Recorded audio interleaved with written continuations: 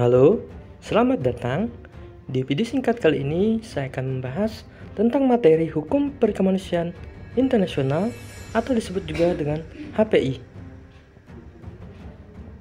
Hukum Perkemanusiaan Internasional adalah cabang dari hukum internasional publik yang berlaku pada sengketa bersenjata, terdiri serangkaian peraturan dan kebiasaan yang mengatur tentang perlindungan dan tata cara metode berperang dan ditujukan untuk mengurangi akibat-akibat atau kerugian yang ditimbulkan dari sesuatu peperangan. Sejarah gerakan HPI itu sendiri awal mula berasal dari Perang Solferino pada tanggal 24 Juni 1859, yang mana perang tersebut berlangsung selama 16 jam dengan jumlah pasukan 320 prajurit, yang mana dokter hewannya hanya 4 orang untuk menolong 1000 kuda, sedangkan untuk dokter umumnya atau dokter manusianya 1 orang untuk 1000 orang. Jika melihat kota dokter hewan dan dokter manusianya, itu sangat kekurangan tenaganya. Karena itu Henry Dunant berinisiatif menolong korban dengan mengajak orang-orang yang di desa yang ada di sekitar Solferino. Kisah ini lalu ditulis oleh Henry Dunant dalam buku yang berjudul Un Souvenir de Solferino atau Kenangan dari Solferino.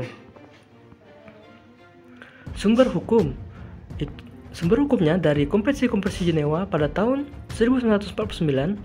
Indonesia telah meratifikasi dengan Undang-Undang Nomor 59 tahun 1958, Protokol Tambahan 1 dan 2 tahun 1997. Indonesia belum meratifikasinya. Lalu konvensi himpunan perkemanusiaan lainnya. Konvensi Jenewa tahun 1949. Konvensi 1 tentang perlindungan anggota angkatan bersenjata dalam perang di darat. Lalu Konvensi 2 tentang perlindungan anggota angkatan bersenjata dalam perang di laut yang luka, sakit, dan kapal karam. Konvensi ketiga tentang tawanan perang. Konvensi keempat tentang perlindungan sipil pada waktu perang. Hukum perkemanusiaan internasional mencakup 2 bidang. Pertama, perlindungan kepada orang-orang yang tidak atau tidak lagi ikut serta dalam pertempuran, yang biasa dikenal juga dengan Hukum Jenewa. Lalu pembatasan terhadap sarana peperangan seperti senjata, metode peperangan seperti taktik-taktik perang, disebut juga dengan Hukum Den Haag. Pembatasan HPI itu sendiri berlaku sebagai pembatasan atau limitation. Lalu HPI itu juga merupakan keseimbangan. HPI juga berfungsi sebagai pembedaan atau distinction. Lalu komponen gerakan. Ada IFRC atau International Federation of the Red Cross and Red Crescent Society, yang mana Federasi Internasional Perhimpunan Pelang Merah dan Bulan Sabit Merah. Lalu ICRC atau International Committee of the Red Cross, dan juga disebut juga Perhimpunan Nasional. Masalah-masalah yang diakibatkan oleh perang masih terjadi saat ini, yang mana anak-anak atau penduduk sipil dipaksa untuk berperang.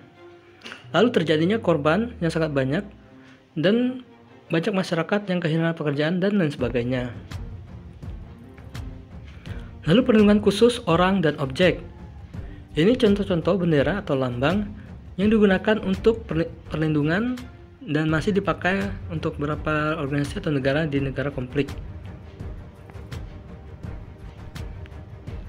Hukum perkemanusiaan internasional membantu mengurangi permasalahan yang terjadi akibat perang, baik itu kehilangan keluarga dengan mempertemukannya, atau memorial suatu korban dari perang itu sendiri, membantu kesehatan logistik dan penyediaan sumber daya untuk manusia. Penyalahgunaan lambang. Saat ini masih terjadi penyalahgunaan lambang, yaitu dari imitasi atau peniruan, yang mana penggunaan tanda-tanda yang disalah mengerti sebagai lambang palang merah atau bulan sabit merah, warna dan bentuknya mirip, padahal itu tidak boleh dilakukan. Lalu penggunaan yang tidak tepat, seperti penggunaan lambang oleh kelompok atau perseorangan yang tidak berhak, penggunaan lambang oleh yang berhak secara tidak sesuai dengan prinsip dasar gerakan dari palang merah itu sendiri.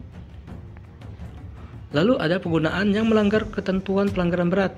Penggunaan lambang dalam masa perang atau melindungi kombatan atau perlengkapan militer dianggap sebagai kejahatan perang. Jadi lambang-lambang palang merah atau bulan sabit merah digunakan untuk perlindungan dan tanda pengenal, bukan untuk peniruan, penggunaan yang tidak tepat, dan penggunaan dengan ketentuan pelanggaran berat. Baiklah, itu saja video singkat dari saya. Mohon maaf jika ada penyampaian atau materi yang kurang atau yang salah. Terima kasih telah menonton. See you next time. Bye-bye.